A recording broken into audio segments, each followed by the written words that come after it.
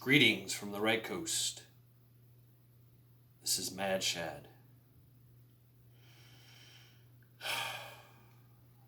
What are we going to talk about today? Uncertainty. Definitely uncertainty.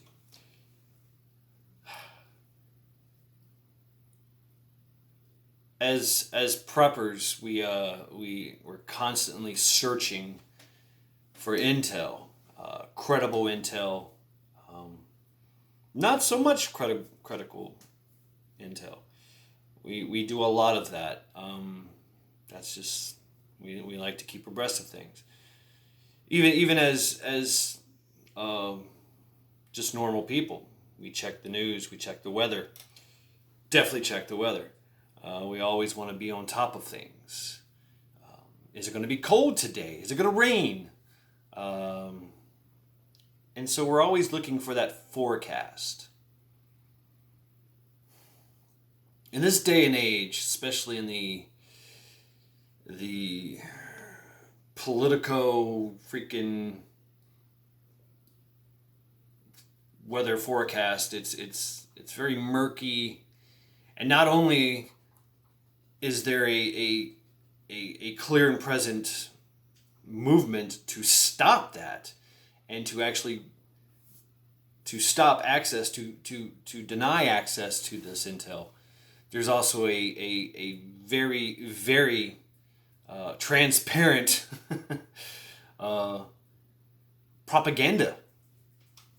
They'll tell you they want you to sit in your house and tell you, oh, it's gonna rain today, but you look outside your door and it's a freaking sunny day, not a cloud in the sky, beautiful birds are chirping. Oh no, but it's gonna rain. It's gonna be a fucking blizzard. It's gonna be a torrential downpour. It's the sky is going to fall. Stay indoors. Await for further instructions.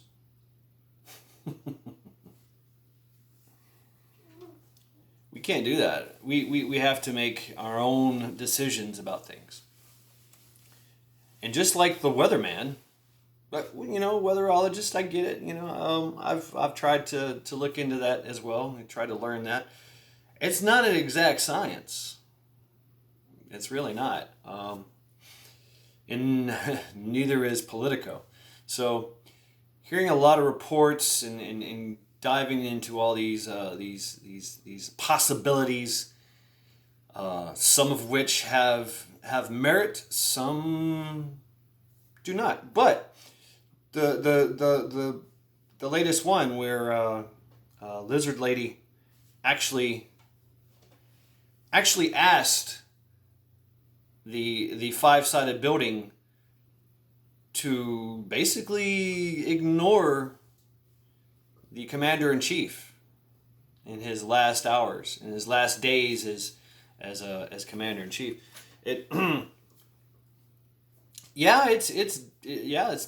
It's definitely asking for a coup.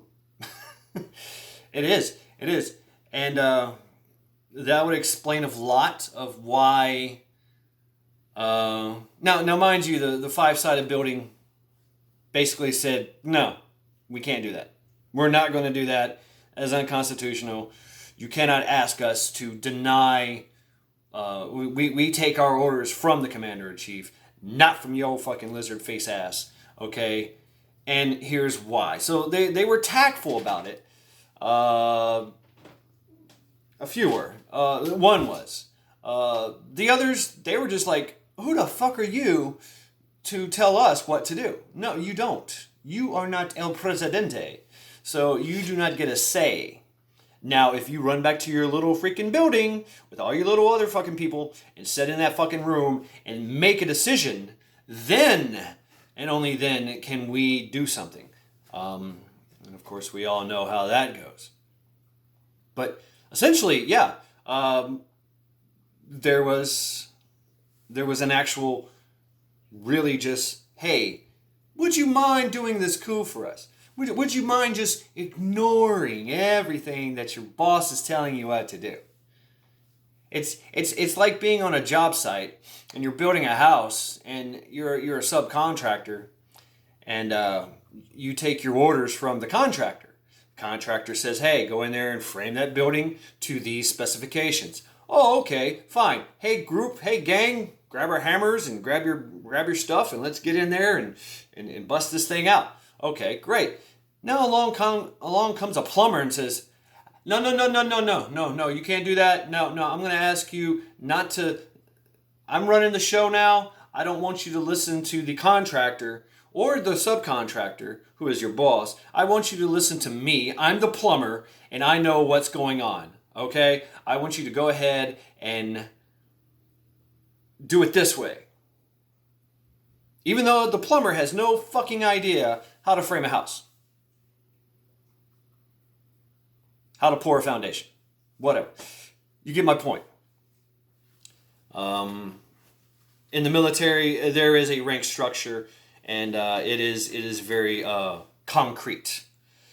It's not the best sometimes, but it is the best in the world, actually. So, having said that, we already know that the coup has happened. We know this. It happened non-military. It was a non-military coup. There was some fieldcraft involved. There was I was thinking about reading from this book right here.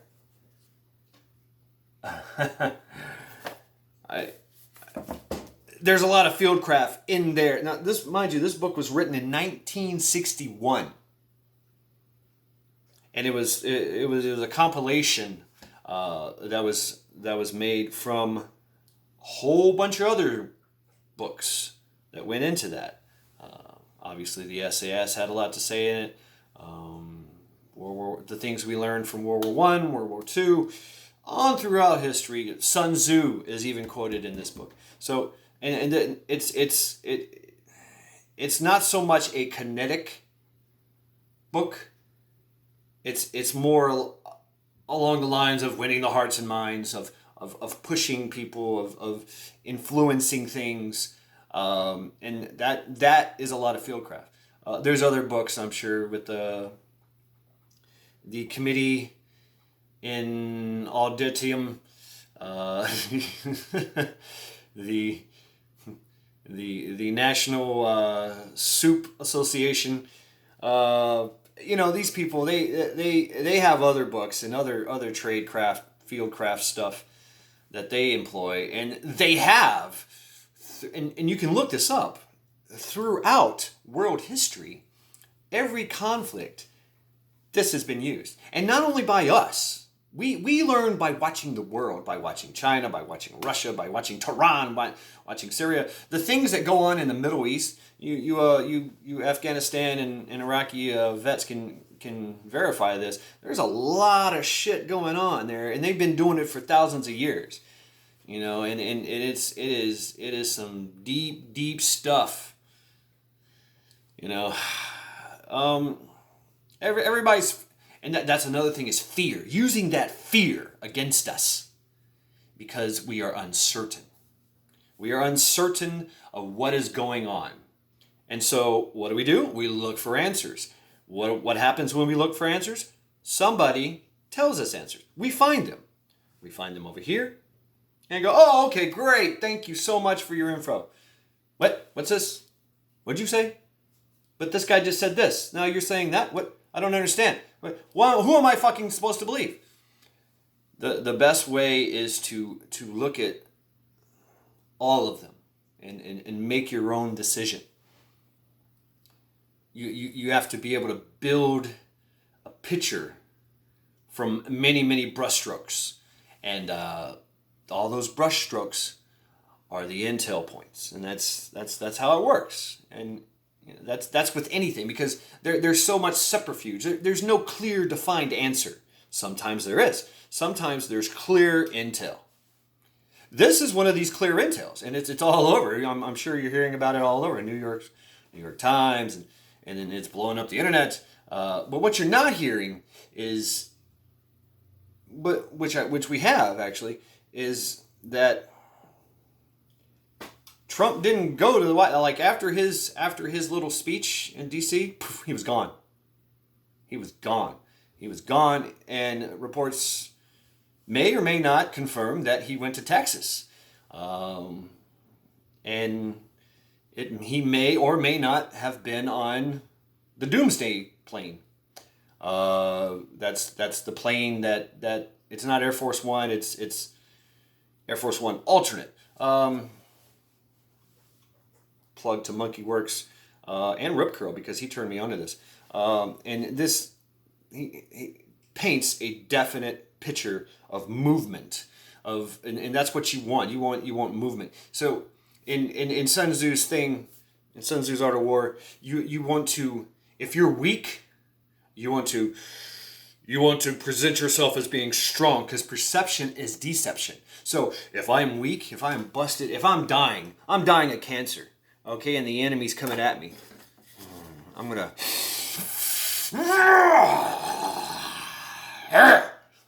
you will not kill me, I'm stronger than you. Excuse me, as I cough up blood. And I want the enemy to think that because I'm weak, if I'm weak, that I'm actually strong. And the other way around, if I'm really, really strong, I don't want to appear as weak. Please, no, don't hit me, please. Because that's going to fuck them all up. That's going to entice them. Hey, he's weak. We can attack now. Oh, no, I don't want to. Please don't hurt me. Boom. I fooled you. I make them do what I want. Escape and evasion. I move around the battlefield. If I've got 5 people over here, I want the enemy to think I've got 10,000. If I've got 10,000 over here, I want his little 5,000 force to think that I only got like 5. So that's how it works, and that's how it's been going on. And this whole age of information that is massive. I mean, the intel that we can gather from all around is truly amazing. So we know that a lot of things are happening. A lot of things are moving. It's a very fluid situation in the whole world, not only in America. It's a lot of things are getting pushed around and moved around, and troop movements, and there's a lot of talk of the what's it called, checkmate. Masking your movements is part of it. Some things you can't mask. Some things you just can't. The massive movement of troops, the procurement of resources. You can't mask that stuff. You can't. The actual, and we've seen this. The other thing is, what I really wanted to talk about is that misinformation. We know that things have changed. We know this. We know that it is basically our country has changed. But it always has. It keeps going back and forth, back and forth, back and forth. And, just because our government, our leadership, our governing party, we the people are the governing party. And it doesn't matter what they say or do. It really doesn't. Okay? We have the final say. We do. Okay? And you ask, what can we do? What can we do? Well, you'll know what to do. It's not about going full tilt bozo and grabbing your pews and no, it's not that. It's the other thing. It's the bigger picture. It's that's just a limited little excursion. The big fight, the big fight is the movement, is the procurement of resources. Okay, and that's what we do anyway. We procure resources for the long run, for the long haul. We do the training. A lot of us are military vets, and we continue. You can't get out of that mindset. You just can't. It's very, very hard to get out of that mindset of, oh, fuck it, I'm just going to be a civilian again. No, you never will be. You never will be. Once you go to the military, you are military. That's it. The pack is never off. Ever. Just the way it is.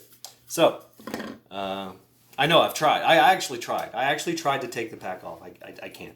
So, yeah. That's just the way it is. And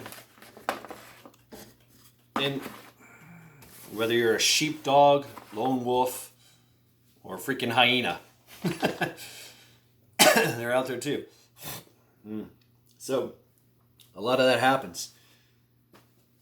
We have to understand, and we do understand that there's strength in numbers, and they're trying to divide and conquer. They are dividing and conquer. They've already divided. They've already conquered. Now they're going to even work more on division, and that's where we excel. They want us to freaking. They want to destroy this country so they can then build back better, whatever.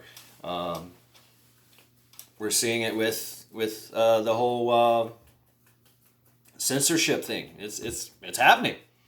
I mean, Trump. Okay.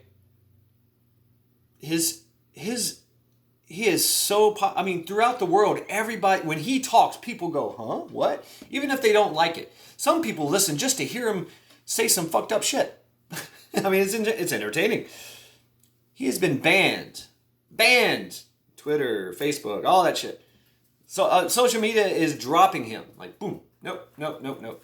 Even some of the alt media is being affected. When we heard about Parler. There's other alt medias. And more alt medias are going to pop up. So it's a constant battle. It's a constant fluid. You do one thing, I do it. It's a counter. There's a counter against a counter. There's always a counter against a counter. And those that do combative sports and stuff always know that if I do one thing, there's always a if I try to do a Kimura, the guy can shrimp out. He tries to do the rear naked choke. I can there's all kinds of stuff you can do. There's always a counter. And there's always a counter to the counter. So that's the whole Cold War thing. It constantly evolves. We evolved to the point now where they can put a drone strike. Some person sitting 1,000 miles away can launch something and put it right in my fucking lap. It's crazy. And we can find anyone in the world, anywhere, and we can do that shit. It's crazy. It's crazy what we can do. We not only that is we can change and change the perception of someone's mind. I can change your perception. If I can control the perception of your mind, I can make you do what I want. That's what they're doing to us. Knowing exactly what they're doing in the field. I mean, I've been watching this whole, throughout this whole year of all these riots and everything, and training in Riot Control and all that, being on the police side and being a CEO as well. You get into that mindset. Okay, all right, no. You get to look at what the other side is doing, and okay, let's get that guy. That's the leader right there. See because he's a leader because of his actions. He's in the back. He's telling people what to do. He's going left, right, here, take this brick and throw it. Here, take this Molotov cocktail. Just you, and he has his own little group security around him, and he's in and he's moving through the crowd, and that's all Fieldcraft. And that's the mentality of the mob mentality is that you get them together and make them flow like water to wherever you want, whatever the end result was. And we've seen that in every large protest. We've seen this in this large protest when 3 million freaking patriots showed up in D.C. 3 million. Good Lord. That's a lot of freaking people. I mean, and they were, okay, for the most part, mostly peaceful. The city didn't burn. If there was 3 million of the Blem and the Anquifas, that place would have burnt. It would still be burning. But it's not. Now, what they did is they put little, professional people in there, professional rioters and such, to do things, and it did. And then we also seen there was an inside job as well. They were allowing the police. Maybe it was an inside job, or maybe the police were just saying, you know what, fuck this, we can't. I quit. This is done. Come on in. We even heard the guy. He says, I don't agree with it, but I respect it. Come on in. And we're going to see that. We're going to see there's also a division in the Leos in the military. Okay, you're going to see that as well. I mean, there's a lot of if you're gonna see that. I mean, if we seen that in Katrina, where the police force was like, no, I gotta go. I'm not working. I gotta go protect my family. Okay, there are roving gangs of idiots going house to house, raping, pillaging, and plundering. And then on the other side, there was also reports of authorities going house to house and confiscating guns. So there's going to be a lot of players in it, and you just gotta stay fluid on the situation, and you gotta know that things are going to change, but you must be stoic and resolved, and carry on. It's not to the point now. It's still early. Okay, it's still early. We don't really know a lot. We don't know if there was. It sounds like that there was a coup. Sure, absolutely. We watched it on national television. But by them doing that, we seen exactly where we stand, and exactly where they stand as well. So they have let their intentions be known, and we can do a lot with that. That's intel. That's very valuable intel. So we can address that accordingly and go from there. But it's you got to constantly look at the big picture. You got to, and yeah, that also means looking at the conspiracies. Looking at the tinfoil hat conspiracies, because a lot of that shit has merit. Okay, I don't know how credible a lot of that stuff is, but you get my point. You gotta throw it on the board. You gotta throw it on the board and look at it and go, okay, and set it off to the side and gather some hard intel, and oh shit, this comes back into play. Wow, how about that? There's a lot of things, but there's a lot of misinformation too. So we know that there was a question of, hey, can you just ignore the commander in chief while we do our business? And the military was like, no, we can't do that. Sorry, no.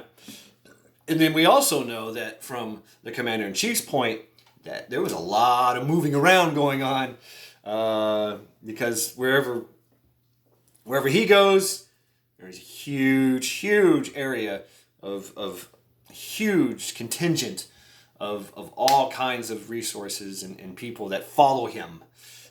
So and that's if there's one little, if there's wherever he goes, the freaking army goes, and the Air Force goes. So, and all the resources to bear. And there's some pretty amazing resources. Not just troops and stuff. It's other things too. fighter jets and sniffers, nuclear and chemical biological sniffers, big huge radar AWACS, and I mean, just all kinds of crazy tankers. The admin and logistics part of it. There's tankers that fly with this group that have to refuel everybody so they can essentially stay in the air forever. And the tankers go, and then another one pops up, and there's like 4 or 5 tankers at all times. And so there's a perpetual contingency up in the air, in the sky, and for the past 2-3 days, there has been more freaking activity up there, and we've all been seeing it for this build up and this movement of troops and planes and helicopters and all kinds of stuff. So what does that mean? That means that contingencies are in play, and then the military always has a contingency, and they never want to ignore the contingency. So they always go with it. They always, okay, well, we need to do this and this and this, even though this and this, and even though that one thing will never happen. I remember a lot of times there was an order to stand to and get your gear and fall out to the tarmac and jump on a 5-ton and jump on this C-130 and fly around in circles, and then we land and like, okay, stand down, go on Lobo. Like, what? We didn't go nowhere. Yeah, just hang out. Bye. False alarm. See you later. We never found out what the fuck it was. Don't know. Later on we did. Later on the intel would come in, after the fact. And then there were, of course, times where we actually did go somewhere. Oh shit, we're here. Yeah, this is happening, y'all. Okay, this is your briefing. This is your warning order. Go that way. Do the thing. Okay. Sir, aye, sir. Yeah. Anyway, and that's how it's compartmentalized, whatever. And same thing with information that we get. It's going to be compartmentalized. It's going to be, we're not going to know what it is until possibly after the fact. So it's very, very hard to forecast things. So, but you also have to, with that being said, you always have to be ready. Ready to move, ready to plan, ready to prep, ready to gather your resources as much as you can. And so, yeah, that's all we know. And that's all we can go with, really. Yeah, so I'm going to leave it at that. Just keep preparing, y'all. I mean, whatever may come, we don't know, but we'll be ready for it. I know that. We will be ready for it. So, this is Mad Shad, signing off.